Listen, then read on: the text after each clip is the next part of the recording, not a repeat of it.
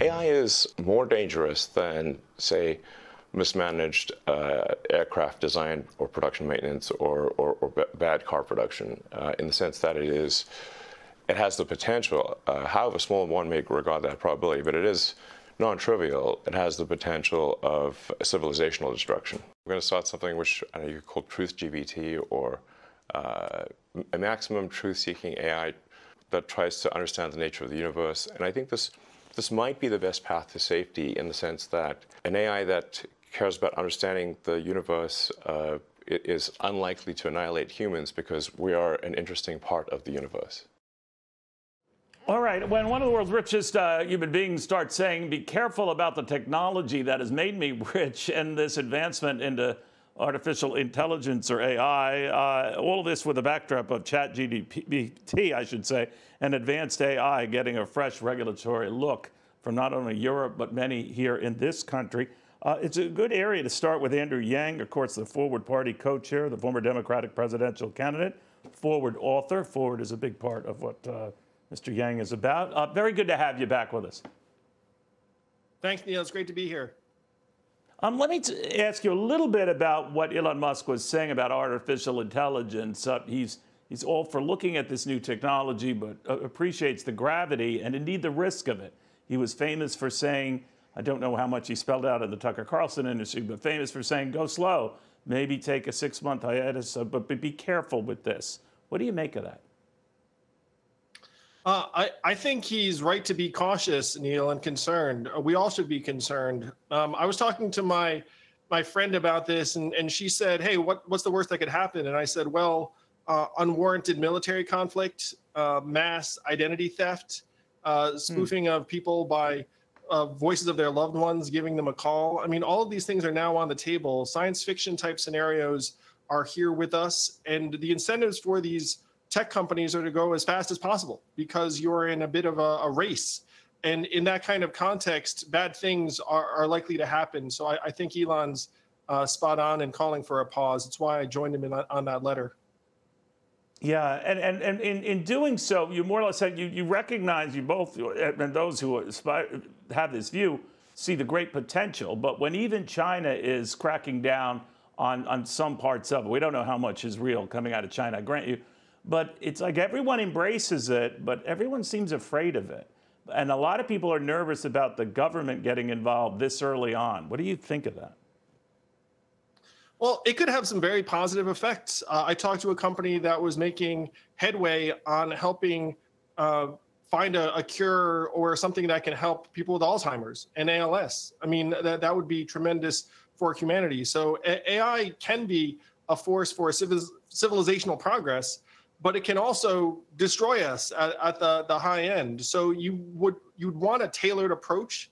You'd want an AI dedicated body that actually understands the pluses and minuses and the different use cases of AI. And that's something we don't have, because our government is decades behind this curve. We were getting away with our government being behind on technology for a long time, but now it's getting more and more dangerous. You know, Andrew, you stood out among a lot of the presidential candidates when you ran in 2020. You were thoughtful. You had issues that didn't adhere strictly to the Democratic Party, or for that matter, the Republican Party. You saw, or at least sought out, the common ties in both. Of course, that didn't reward you, certainly in the Democratic nomination. But I'm wondering now, given the fact that you're looking at a third party and another way to go about things, you realize the impossible climb there. But do you think that 2024 lends itself for a credible, viable third-party candidate, whether it's what you're pursuing in a new party, whether it's no labels, which is advancing well beyond Arizona and some other states? Where do you see this going? Well, Neil, I'm a numbers guy, and if you look at the numbers, 42 to 50% of Americans now say they're independent. 62% say they want a third party. And if you had, let's say hypothetically, a Joe Biden-Donald Trump rematch, a majority of Americans are looking for another choice. If you look at New York City, where we are, or environments around the country, 75% of the country is either blue or red, and the people in that town or community just don't have any meaningful alternatives. So the Forward Party is here to try and create those alternatives around the country, primarily at the local level at first, but I think there is an appetite everywhere in this country. You know, I always find, too, and you and I have gotten into these discussions where someone, you know, goes through the checklist, even Republicans who, for fear of getting criticized in their own party, sort of follow a Republican man. For Democrats, the progressive view, whatever, and then they're aligned to it, even though they personally don't agree with it. Furthermore, when it comes to third-party alternatives, many Americans who might feel that way feel it's a wasted vote, especially in a general election. But if they exercise their gut, the third-party candidate just might win. But they don't because they're told it's a wasted vote. How do you get people over that? Or do you? You're completely right, Neil. People have been conditioned. And the conditioning only works if you accept it. I mean, the reality is if enough Americans raised their hands and said, look, neither side is actually getting everything right, and there needs to be a third approach, and I'm for that third approach, we can make it happen. If you look at America's history, we're actually overdue for this kind of realignment. You know, I'm someone who looks at the numbers and trends. I mean, the two-party system is going to change. The question is, how is it going to change, and will you and I and other Americans who want a voice be part of that change? Now, you're still a young guy. There's been some concern that if it's a Trump-Biden rematch, it's going to be two angry old men. I know I'm going to offend, well, I guess, angry old men like myself everywhere saying that, but that we have to go younger. What do you make of that?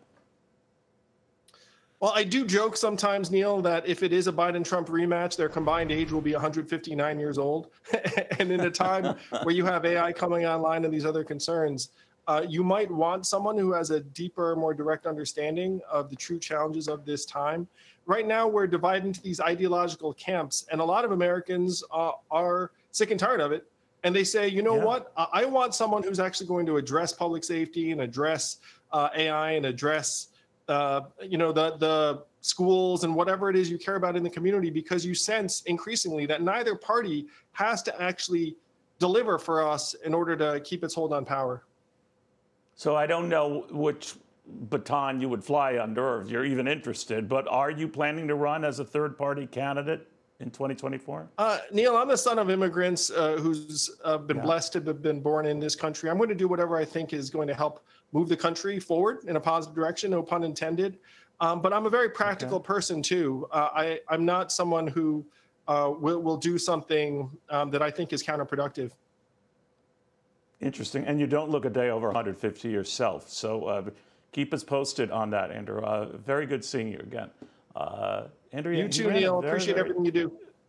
Same here. He ran a very smart campaign. He made you think. So whatever your views on the subject, it's one to consider maybe as we step back from all this heated talk.